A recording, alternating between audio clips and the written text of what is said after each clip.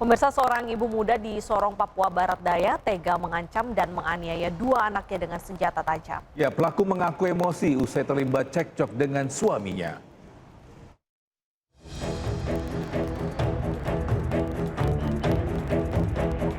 Video yang menunjukkan aksi kekerasan seorang ibu kepada dua anaknya yang masih balita viral di media sosial. Pelaku diduga mengancam dua anak kandungnya sendiri dengan menggunakan sebilah parang. Tidak hanya itu, pelaku juga menganiaya anak laki-lakinya hingga bersimbah darah. Diduga peristiwa keji tersebut terjadi di sebuah kamar kos di Jalan Suteja, Kota Sorong, Papua Barat Daya. Usai menerima laporan dari warga, polisi langsung menangkap pelaku. Dari hasil pemeriksaan, kejadian bermula ketika pelaku dengan suaminya bertengkar karena dipicu masalah ekonomi. Si suami ini tidak berada di Sorong Kota, dia lagi kerja jadi supir Maybrat Sorong Kota, sehingga si ibunya ini melakukan ataupun memviralkan video yang berada di dalam rumahnya. Pelaku kini ditahan di Polresta Sorong Kota. Ia dijerat dengan pasal tentang perlindungan anak dengan ancaman hukuman maksimal 7 tahun penjara. Sementara kedua korban kini menjalani perawatan di rumah sakit. Polisi juga memastikan korban akan mendapatkan pendampingan psikologis untuk membantu proses pemulihan. Dari Kota Sorong, Papua Barat Daya, Chandri Suripati, iNews melaporkan. Pemirsa, seorang bocah berusia 7 tahun di Kabupaten Cirebon, Jawa Barat tewas terbawa arus sungai saat bermain air bersama 3 temannya. Korban tersangkut di antara ranting pohon.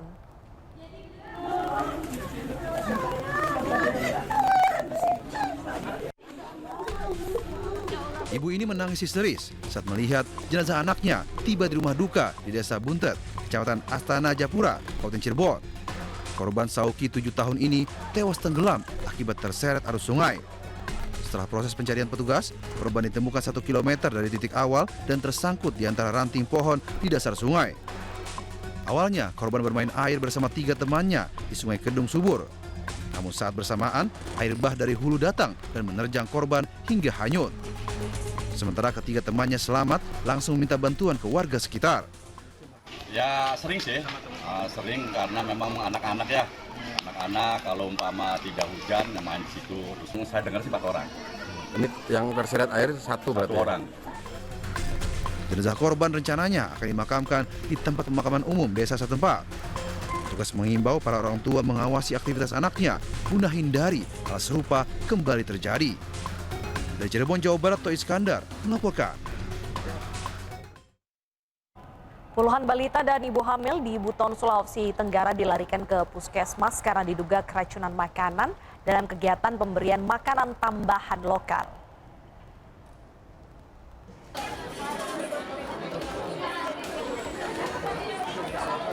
Puluhan balita dan ibu hamil di Kecamatan Wolowa, Kabupaten Buton, Sulawesi Tenggara ini terbujur lemas, dirawat di unit gawat darurat hingga teras puskesmas Wolowa. Mereka mengalami pusing, muntah hingga diare. Diduga balita dan ibu hamil ini keracunan setelah menyantap makanan dalam kegiatan pemberian makanan tambahan atau PMT lokal yang diberikan puskesmas Wolowa Senin siang. Makanan yang diberikan berupa bubur, ayam, telur, pisang, dan kerupuk. Total 47 orang pasien dirawat di puskesmas. 9 orang terdiri dari 1 ibu hamil dan 8 balita dirujuk ke RSUD Kabupaten Buton. Tadi jam 10 kan dia hanya makan telur, pisang sama kerupuk. Tapi ada 2 sendok katanya garam, jadi tidak suka lagi. Dia sudah rasa-rasa sudah muntah. Kondisi terakhir saat ini ke-9 pasien itu sudah stabil semuanya. 2 saat ini lagi dirawat di ruang perawatan anak, kondisinya baru saja saya lihat dan stabil. Kemudian 6 masih diobservasi di ruang gawat darurat. Dan 1 lagi pasien anak umur 1,3 tahun itu sementara dirawat di ICU. Sebagian korban masih dirawat di puskesmas dan RSUD Buton, sedangkan beberapa pasien yang kondisinya membaik sudah dipulangkan. Sementara kasus keracunan massal ini masih ditangani pihak kepolisian dan Sidokes Polres Buton. Dari Kabupaten Buton, Sulawesi Tenggara, Andi Eba, iNews melaporkan. Kita ke informasi lain, pemirsa. Presiden Prancis Emmanuel Macron tiba di Jakarta pada Selasa malam melalui Bandara Halim Perdana Kusuma. Kedatangannya disambut Menteri Pertahanan Syafri Syamsuddin hingga Menteri Luar Negeri Sugiono.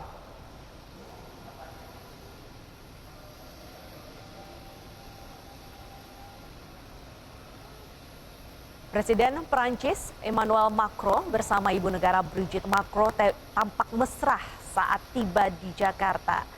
Berbeda saat ketika tiba di Vietnam, kali ini Macron bersama istri Brigitte bergandengan tangan ketika turun dari pesawat. Momen ini tentunya menarik perhatian, mengingat Macron sedang menjadi pembicaraan publik. Usai tertangkap kamera mendapatkan toyoran dari sang istri ketika tiba di Vietnam. Ya, kedatangan Macron merupakan kunjungan kenegaraan usai Presiden Prancis melakukan lawatan ke Vietnam. Selain itu, Emmanuel Macron ini akan mengunjungi Candi Borobudur serta Akademi Militer di Magelang, Jawa Tengah bersama Presiden Republik Indonesia Prabowo Subianto. Diharapkan kunjungan tersebut dapat lebih mempererat kerjasama bilateral antara kedua negara. I'm very excited to be here because you have such a beautiful country. I do remember our G20, which was a huge success with President Jokowi a few years ago in Bali. And now with my wife and my delegation, we are extremely happy to be here in Indonesia. I do thank Minister of Defense, and I'm very excited to meet again with my brother, President Prabowo. He's a great friend of mine, and the relationship with your country is a very strategic and friendly one altogether. Thank you so much. Dan untuk mengetahui suasana terkini terkait kedatangan Presiden Prancis Emmanuel Macron, sudah ada rekan kami Galuh Pandu di Istana Kepresidenan. Halo, selamat siang Galuh. Apa agenda kunjungan dan juga apa saja yang dibahas oleh kedua pemimpin negara ini? Halo, selamat siang Deta, Togi, dan pemirsa. Baru saja kunjungan kenegaraan dari Presiden Prancis Emmanuel Macron di Istana Merdeka Jakarta telah selesai dilaksanakan dengan berbagai macam penyambutan kenegaraan, penyambutan kehormatan dengan jajar kehormatan, dan juga disambut oleh para pelajar sekolah dasar hingga menengah di Istana Merdeka Jakarta. Setelah agenda penyambutan selesai dilakukan, dilanjutkan dengan pertemuan NCCC atau pertemuan head-to-head antar dua pemimpin negara Indonesia dan Prancis, Presiden Macron dan Presiden Prabowo Subianto secara tertutup, sehingga kami belum bisa mengakses apa saja yang dibahas dalam pertemuan tertutup tersebut, dan kami juga belum bisa memberikan estimasi berapa lama pertemuan tersebut akan dilakukan. Setelah pertemuan tertutup NCCC akan dilanjutkan dengan pembahasan atau pertemuan bilateral antara kedua negara Prancis dan Indonesia bersama dengan para delegasi dan para jajaran menteri di Kabinet Merah Putih. Dan yang pasti pembahasan kali ini juga nantinya akan berkaitan dengan penandatanganan MOU, Letter of Intent atau LOI, berkaitan dengan pembelian sejumlah alat utama sistem pertahanan negara atau alutsista, yang diantaranya adalah pesawat tempur Rafale yang dibeli dari The South Aviation dan juga kapal selam Scorpion dari buatan Naval Group. Serta apa saja nantinya yang akan dibahas dalam pertemuan bilateral tersebut, kami juga masih belum mendapatkan informasi, tapi yang jelas baik Indonesia dan Prancis sama-sama telah memiliki hubungan diplomatik yang sudah berlangsung sangat lama. Pada 1951 Prancis telah mengakui kedaulatan bangsa Indonesia, dan kedua negara ini juga memiliki sejumlah konsentrasi atau sejumlah perhatian di sejumlah isu-isu strategis termasuk di bidang iklim dan juga isu-isu global. Dan yang mana pastinya dari kedua negara ini setelah melakukan pertemuan bilateral nanti akan melanjutkan dengan MOU, penandatanganan termasuk LOI berkaitan dengan pembelian alutsista negara tersebut. Indonesia membeli barang-barang teknologi dari Perancis, dan akan dilanjutkan dengan konferensi pers yang akan dilakukan oleh kedua negara bersama dengan rekan-rekan media. Sebelumnya perlu kami informasikan pula bahwa ada sejumlah hal-hal atau isu-isu strategis yang telah dijajaki kerjasama antara Indonesia dan Prancis, termasuk diantaranya adalah investasi dan juga ekonomi, juga berkaitan dengan transfer teknologi, pendidikan dan budaya, serta isu global dan lingkungan, yang mana kedua negara juga memiliki komitmen untuk perubahan iklim, energi terbarukan, dan kemaritiman. Sehingga ini juga mungkin bisa menjadi beberapa poin-poin pembahasan yang akan dibahas dalam pertemuan bilateral antara Indonesia dan juga Prancis pada saat pertemuan bilateral nantinya. Diketahui pula bahwa ada sejumlah hal yang menjadikan alasan kenapa Indonesia ingin bekerja sama dengan Perancis. Juga ini berkaitan dengan diversifikasi mitra internasional, yang mana Indonesia tidak hanya ingin berpihak pada satu kekuatan negara saja, Amerika Serikat saja atau Cina saja, namun juga menjajaki kerjasama dengan negara-negara Eropa seperti Perancis, yang diketahui bahwa Perancis adalah salah satu negara maju baik di bidang industri dan juga teknologi, sehingga kerjasama ini juga nantinya akan memperkuat posisi global Indonesia di mata dunia. Sementara itu diketahui pula bahwa Perancis dikenal sebagai negara yang berpengaruh, modern dan juga terbuka untuk kerjasama internasional, serta kedua negara ini juga tergabung dalam G20 dan UNESCO, sehingga ini akan sama-sama memperkuat posisi Indonesia di mata global dan juga memperkuat posisi Perancis dalam hubungan diplomatiknya. Sementara itu dapat kami informasikan kembali ke Anda, Deta dan Togi. Baik, terima kasih Galuh Pandu atas informasinya, melaporkan langsung dari kantor Presiden di Jakarta. Selamat bertugas kembali. Bisa sementara itu, jelang kedatangan Presiden Perancis ke Magelang, Jawa Tengah, ribuan personel gabungan TNI, Polri, dan dinas terkait disiagakan. Siap, gerak. Siap, pematahan mobil. Siap. Gelar pasukan diadakan di lapangan Rindam 4 Diponegoro, Kota Magelang. Apel gelar pasukan ini merupakan bagian dari pengamanan tamu VVIP, yaitu Presiden Prancis Emmanuel Macron dan Ibu Negara Brigitte serta Presiden Prabowo Subianto. Ya, personel pengamanan tersebut terdiri dari unsur TNI, Polri, Pemda yang tergabung dalam Satgas Pengamanan Terpadu. Apel gelar pasukan menjadi salah satu untuk kesiapan mereka dan memastikan seluruh rangkaian kegiatan kenegaraan berjalan aman dan lancar.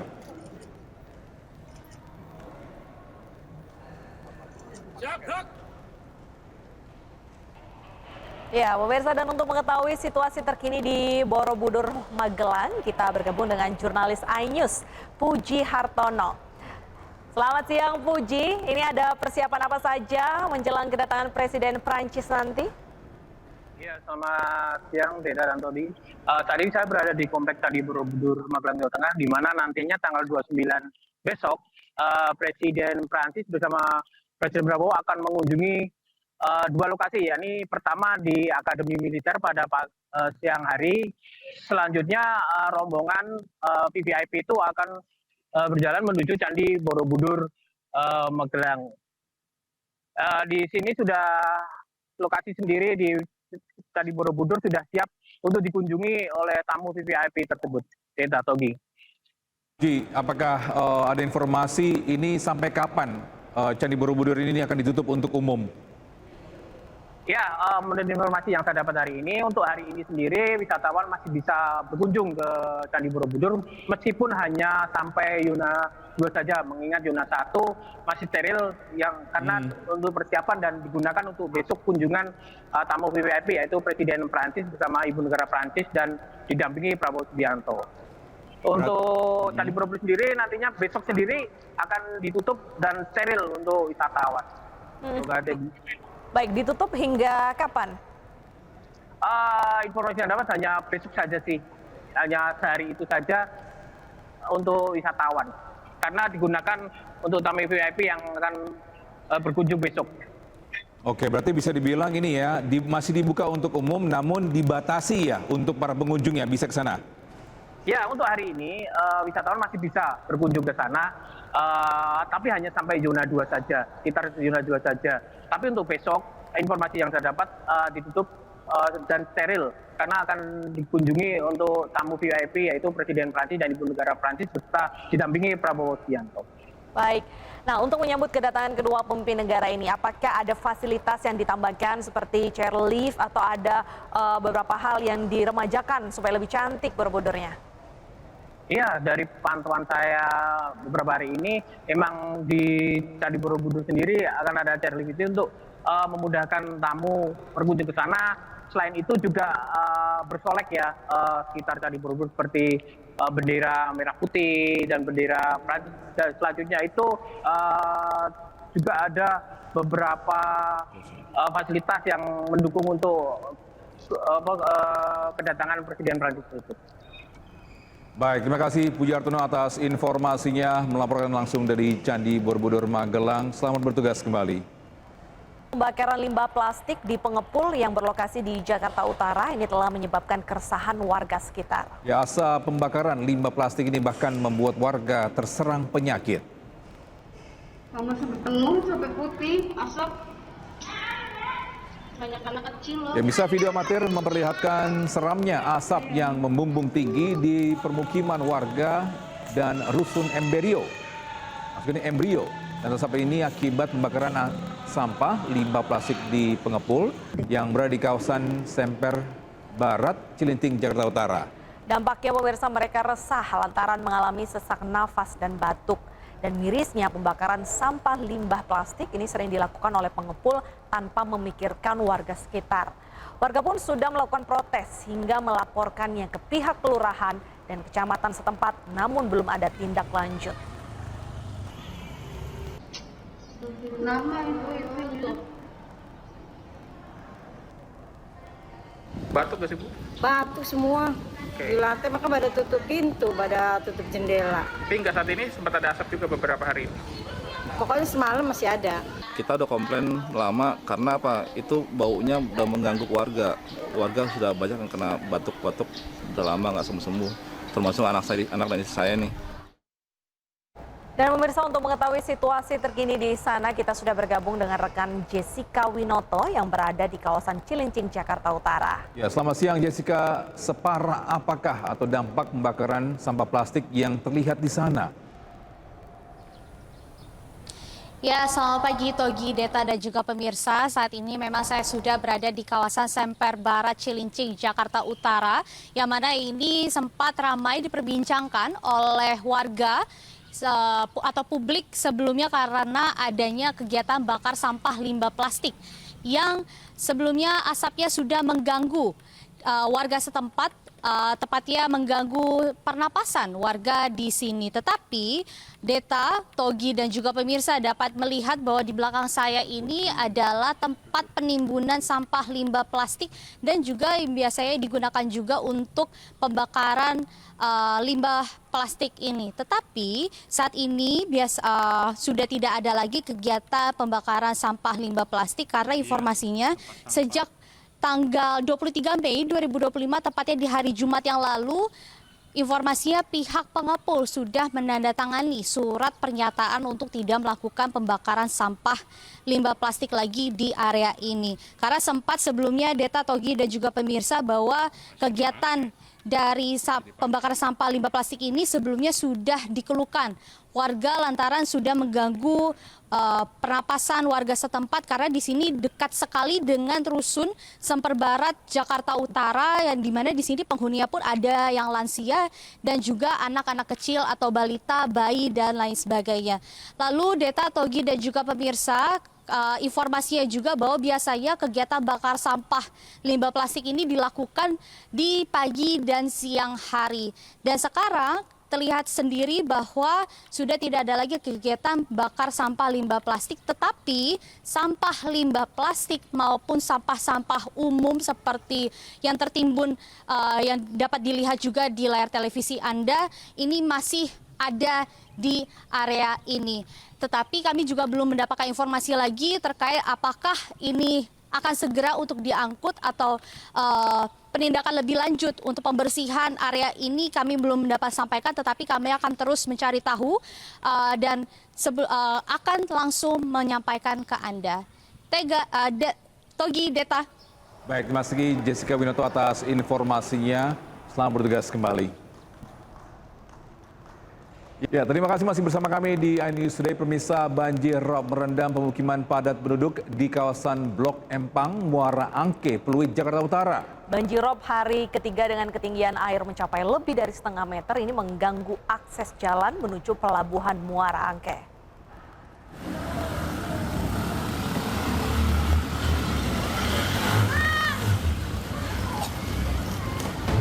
Hingga Rabu dini hari, kondisi banjirop kembali merendam pemukiman penduduk di kawasan Blok Empang, Muara Angke, Pluit, Jakarta Utara. Ketinggian air bervariasi hingga bisa mencapai setengah meter lebih. Akibatnya kondisi tersebut tidak hanya mengganggu aktivitas warga, namun akses jalan menuju pelabuhan Muara Angke.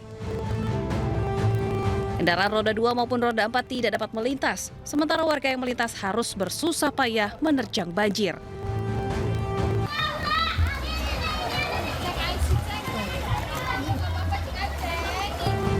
Namun kondisi banjirop juga menjadi berkah bagi anak-anak. Meski kondisinya sudah malam hari, mereka dengan gembira bermain dalam genangan air. Udah banjir gini, surutnya itu cepat atau gimana, Bu? Surutnya kadang jam 2, jam 3. Paginya udah kering ya? Udah kering. Ya, paling tinggal beseknya aja. Ketinggian untuk periode rob saat ini bisa mencapai 50-60. Nah, saat ini Bang, kondisi di Saat ini paling tinggi banjir? Puncak berada pada jam 11, kurang lebih pada jam 11, pada ketinggian itu bisa mencapai 60. Terdampak banjir rob ini kurang lebih ada berapa RT sih? Kurang lebih ada 12 RT. Di RW? Di RW 22. Sebelumnya BMKG sudah mengeluarkan peringatan banjirop melanda di pesisir Jakarta dalam kurun waktu 24 hingga 31 Mei mendatang. Banjirop kali ini terjadi akibat adanya fenomena alam supermoon. Dari Jakarta, Sofyan Firdaus, iNews melaporkan. Menggunakan label halal pada produk yang mengandung babi, rumah makan ayam goreng Widuran di Solo akhirnya ditutup sementara. Ya, warga pun ini menyampaikan kekecewaannya karena merasa ditipu selama puluhan tahun. Ada tulisannya, kita nggak tahu kalau itu apa minyak babi, nggak tahu. Jadi sangat kecewa. Kecewanya apa sih Mas? Rasanya gimana Mas? Beda dengan yang ya, beda dengan yang lain. Kalau bisa tuh pedagang di Solo Raya itu dikasih tulisan, ditempeli produk ini halal apa tidak gitu. Jadi kita tahu, kita konsumen nggak tertipu. Apabila memang mau menyatakan halal, silahkan ajukan. Kalau tidak, ya silahkan ajukan tidak halal. Intinya ini segera hari ini bisa ditutup terlebih dahulu untuk dilakukan asesmen ulang. Ya, dianggap langgar Undang-Undang Jaminan Produk Halal, rumah makan ayam goreng Widuran di Solo, Jawa Tengah ini dilaporkan ke polisi. Ya, pemisahan informasi ini sekaligus menutup jumpa kita di iNews Today edisi hari ini. Temuan informasi terbaru lainnya di www.inews.id. Dan cuplikan tayangan akan berita ini iNews dapat Anda saksikan di kanal YouTube @official iNews. Ya. Betul sekali, dan setelah ini Anda bisa langsung menyaksikan program iNews Siang bersama rekan kami Fazila Haironisa dan Diandra Mukni. Saya Bernadetta Ginting. Dan saya Togi Sinaga, pamit undur diri. Have a great day. Bye-bye.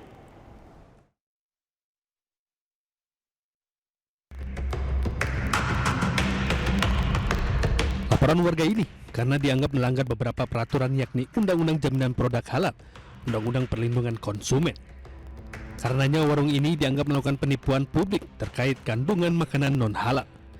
Menurut Humas DSKS Endro Sudarsono, laporan Muhammad Burhanuddin tidak berasal dari konsumen langsung, namun didasarkan pada sejumlah kesaksian masyarakat yang merasa tertipu.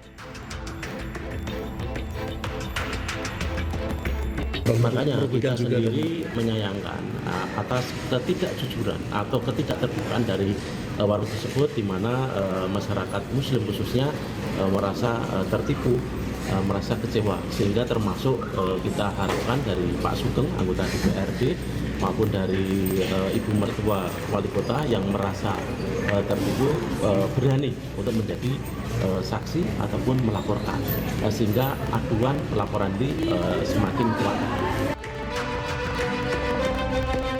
Hendro merinci tidak adanya keterangan sejak awal bahwa produk mengandung bahan non-halal, merugikan konsumen muslim yang memiliki hak atas informasi produk. Sebelumnya, Wali Kota Solo menutup warung makan ini sambil menunggu hasil asesmen kehalalan oleh instansi terkait. Dari Solo, Jawa Tengah, Septiantoro, iNews melaporkan.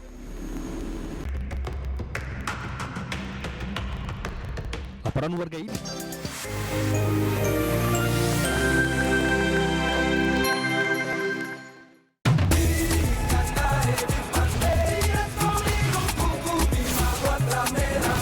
Kuku Bima dengan ginseng royal jelly plus multivitamin. Ayo ke Flores, tempat lahirnya Pancasila.